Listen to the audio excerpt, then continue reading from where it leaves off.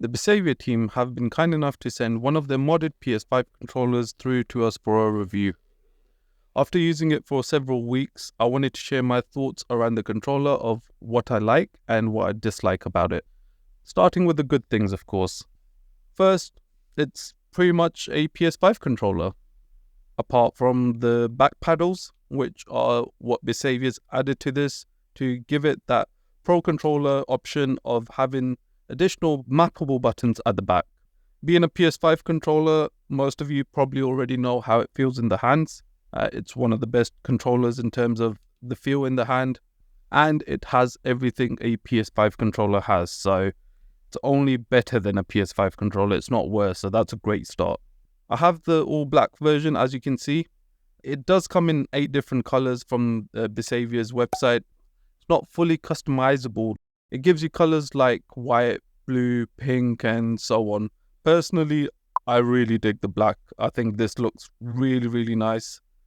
There's only a little bit of white here, and around the buttons you can see some textures. Otherwise, it's such a beautiful controller in black.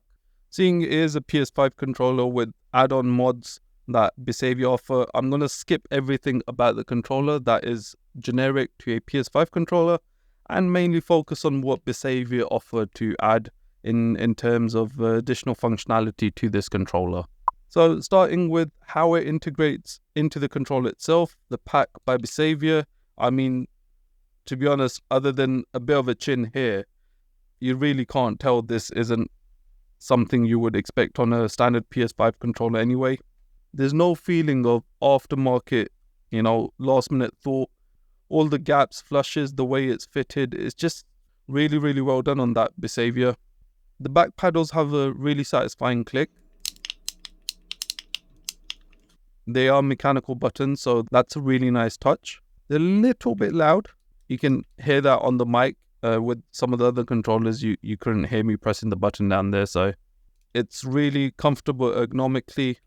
I use the back paddles as crouch on my left and jump on my right, as I feel personally my fingers cover both paddles at the same time, so I keep pressing the wrong ones, and if I position my hands in a way that I only hold them by the individual fingers, I don't feel as comfortable because my hands feel like my palms are floating a little bit. So I like to hold the controller like this, and then I might as well use both paddles on left and both paddles on right to have the single input. That way I can worry about the square and triangle for me, just moving my thumb. If you've got larger hands, you will potentially want to hold it like this. If you've got slightly smaller hands, I think you'll be fine. It did take me a moment to figure out how to map the controller. It's actually really simple once you do figure it out.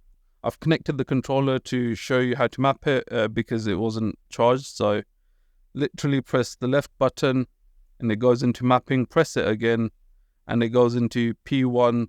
I've got it down as circle, and then you can just use these buttons to scroll, navigate through it, which is really amazing. I was quite impressed by that. I did not expect to be able to use those buttons to change the settings here. So I think that's really neat. It works really well. And then you just press back again, and then you can just scroll through all the different options it has. So the controller didn't come with the manual, and I had to search that up online. I'm seeing a trend of several controllers not coming with the manual. For example, the Scuff Envision Pro, as well as the Nacon Revolution 5 Pro. Had to download those online, so this is the same. Once you've seen it once, you never need to look at the manual again. You can figure out most of the things just on the buttons once you realize you can use these buttons. As you probably notice, it has functions like turbo and auto turbo. What that essentially means is you're able to get several presses of a button by just pressing it once if that's what you wanted to do. For example, if you were using a pistol in a game, you could just set it so you don't have to keep spamming shoot. You can just hold it and it will turbo for you, or auto turbo, depending on what you are after. I do personally think that's a form of cheating, especially if you're playing online competitive games. So I wouldn't recommend it for those. But if you're playing a story mode game and you're just relaxing and not too competitive, it's an offline mode, So in that scenario, I think that's a really cool feature to have in your controller. Other than turbo, you also have combination, which basically is a bit like a macro. So you could have several buttons being pressed if you wanted to use it like that, just by a press of button. So that's 4 you can do. Or you can do the next one, which is more than 4, which basically it learns as you press it. So that could be quite cool as well. The learning allows you to just record the macro as you're going ahead. So if you go into it, record, press your different buttons, and then save it on to the P1 or P2 or P3, P4, whichever one you want.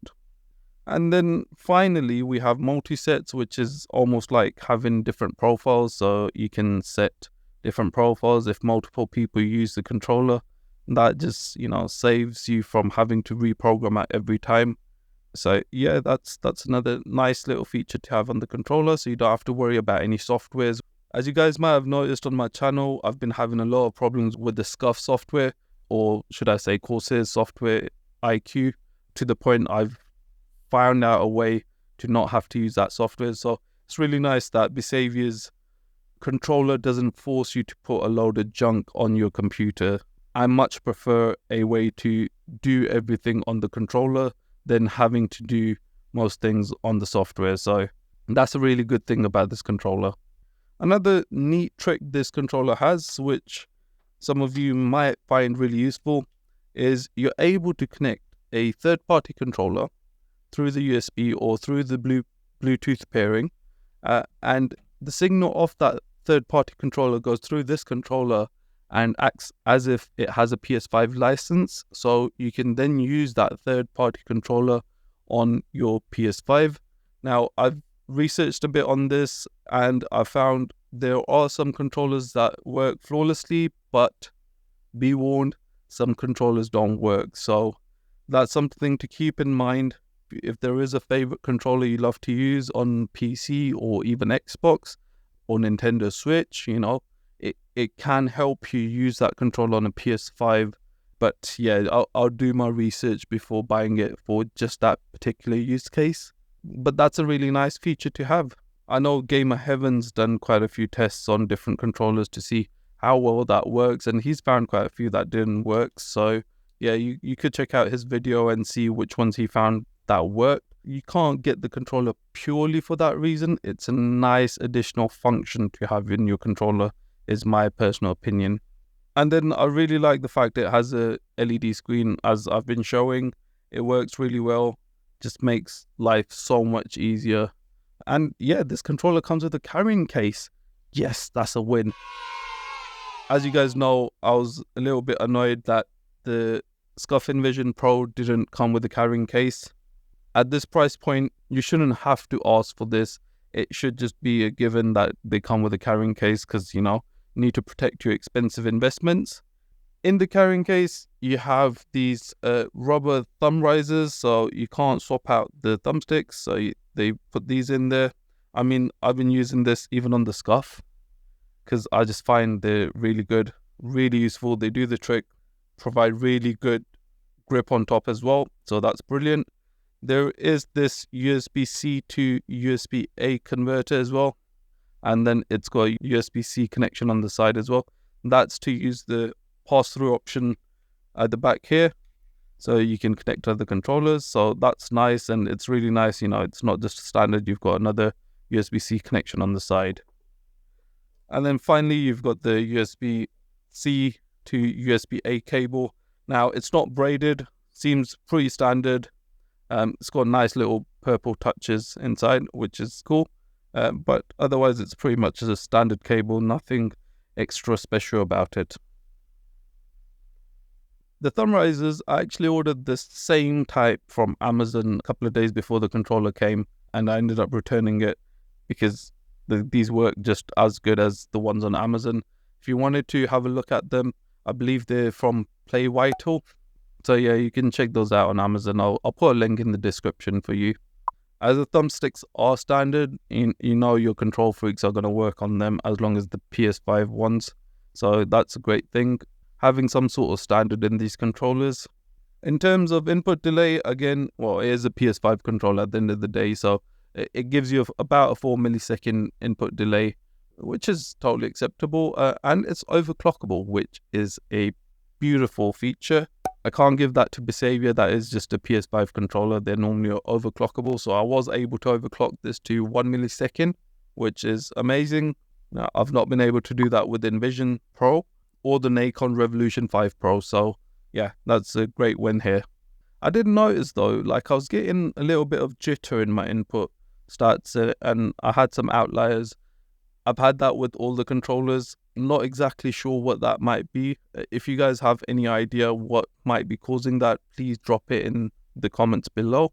So that's a lot of good things about this controller, and I can hear you guys asking, what are the bad things? Well, let's start with the price.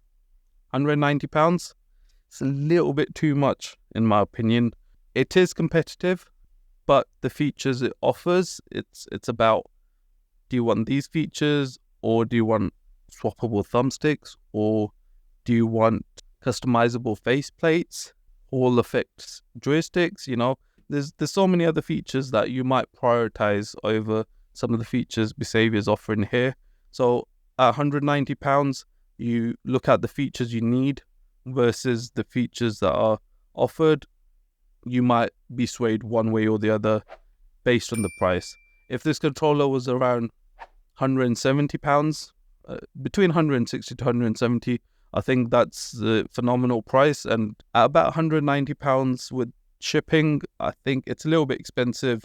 Brings it up to the price of the Envision Pro, which is about 190 with shipping as well. That's a PC only controller. This can work on PS5, and it can allow you to connect additional controllers to your PS5 that wouldn't normally work. So it has a lot to offer at the same time. And another point to notice at that price range, these are not mechanical buttons. Just the back paddles are mechanical, and on the Envision Pro, all of them are mechanical buttons. The triggers are not mechanical.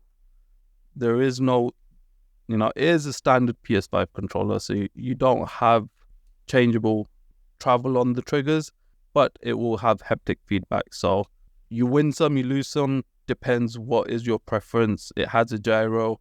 It has all the other features of a PS5 controller. Depends what features you're after, really. You have to remember this controller is competing with the likes of Sony's DualSense Edge, Scuff Reflex stock version, or if you just wanted two back buttons, Controller Mods controller with the Dominator buttons that I reviewed, which you can get for £150 without any additional functionality, just a PS5 controller with two buttons at the back. You can always get just the kit yourself and, use a controller. So a PS5 controller is £55 in the UK currently, and the kit comes for $70 or £60. So in total, you can do this modification yourself for about £120 to £130. Now at that price point, wow, that's amazing. If you do that, you're awesome.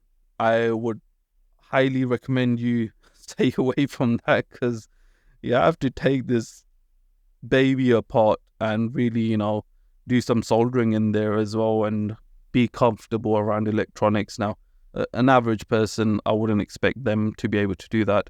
There are videos online, so it is relatively simple, but you need soldering skills and you need a lot of damn patience, which I know most people don't have, including myself.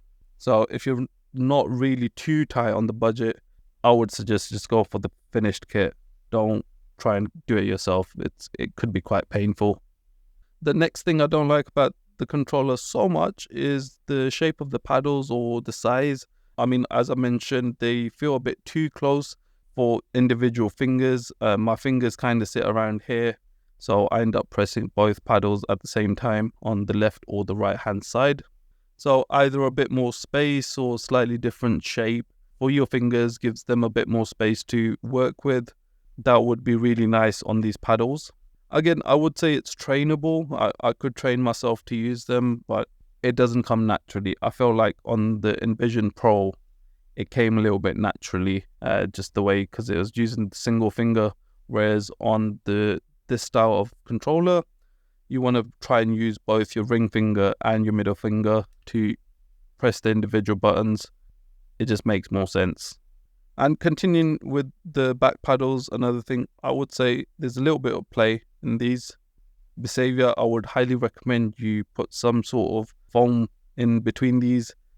That's not too dense, so it doesn't take away from the clickiness, but it dampens the sound and reduces that movement. It's not ideal.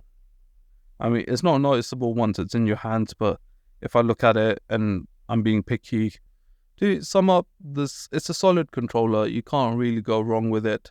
If you are after some of the features Besavior's offering, then yes, it's a brilliant buy.